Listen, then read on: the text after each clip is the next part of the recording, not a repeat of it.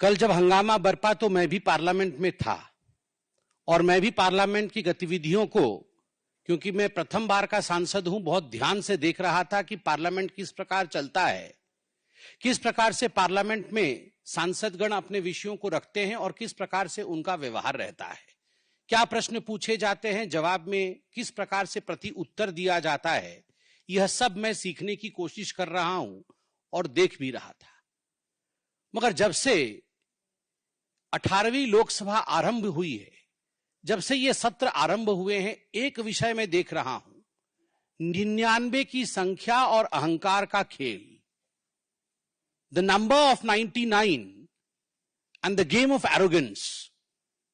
राहुल गांधी जी का व्यवहार और राहुल गांधी जी के व्यवहार के कारण उनके पार्टी के सदस्यों का व्यवहार, यह अक्षम्य है। यह कई बार दिल को चुभता है। यह मेरे सर को भी झुकाने के लिए बाध्य कर देता है कि हम उस सदन में बैठे हैं जो लोकतंत्र का सबसे बड़ा मंदिर है, सर्वाधिक महत्वपूर्ण स्थान है, मगर उस मंदिर में इस प्रकार की अहंकार, इस प्रकार की बातें और इस प्रकार का व्यवहार राहुल गांधी जी का। कल जाति पूछ लिया गया, इंसल्ट हो गया। पहली बात तो मैं यहां स्पष्ट कर दूं, मैं भी सदन में था और आप सब टीवी के माध्यम से सदन की गतिविधियों को देख रहे थे। माननीय अनुराग ठाकुर जी ने जब अपने विषय को रखा, किसी का नाम नहीं लिया, किसी का नाम नहीं लिया। नाम नहीं लेते हुए उन्होंने कहा, जिसकी जाति का पता नहीं वह जाति पूछ रहे हैं। तो केवल एक ही व्यक्ति को बुरा लगा। 543 मेंबर्स सदन में बहुत उपस्थित हैं, किसी को बुरा नहीं लगा, केवल एक व्यक्ति को बुरा लगा और उसके इशारे पे कांग्रेस के सारे सदस्य खड़े हो गए। क्यों? जाति क्या पूछ लिया, हंगामा क्यों बरप गया? जाति क्या पूछ ली, मतलब जाति के पूछने पर इस प्रकार का व्यवहार होगा? आज कांग्रेस के सांसदगण कागज फाड़ फाड़ के फेंक रहे थे। जो पार्लियामेंट के बिजनेस के कागज दिए जाते हैं, जो क्वेश्चन आवर के आपको क्वेश्चंस दिए जाते हैं, उसे फाड़कर गौरव गोगोई फेंक रहे थे स्पीकर के चेयर के ऊपर। किस लिए फेंक रहे थे? क्योंकि उनके नेता राहुल गांधी से उनको लगा कि राहुल गांधी से उनकी जाति पूछ ली गई है।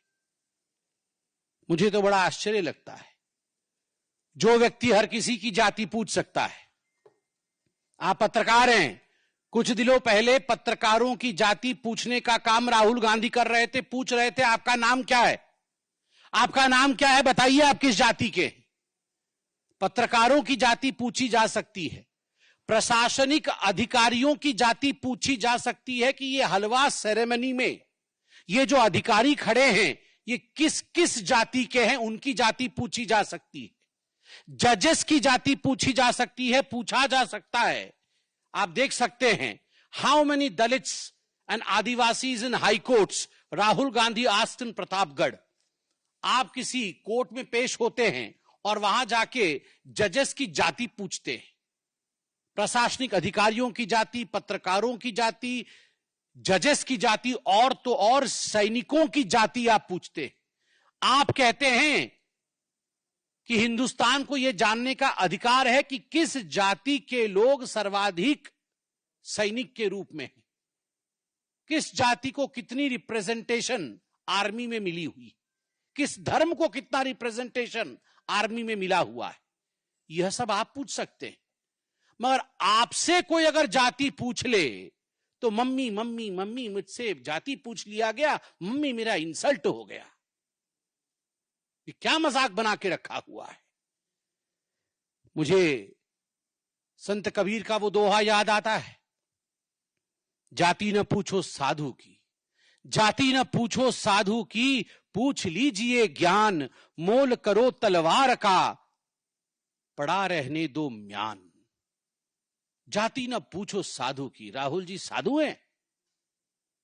वो साधु होते तो उनकी जाति नहीं पूछी जाती। पूछ लीजिए ज्ञान, वो ज्ञानवान है। चलिए हम आपसे पूछ लेते हैं, जाति नहीं पूछेंगे आपकी, बताइए आपका ज्ञान। आपके ज्ञान का प्रदर्शन तो आलू से सोने और सोने से आलू और पता नहीं क्या क्या कह के आपने अपने ज्ञान का प्रदर्शन किया हुआ है।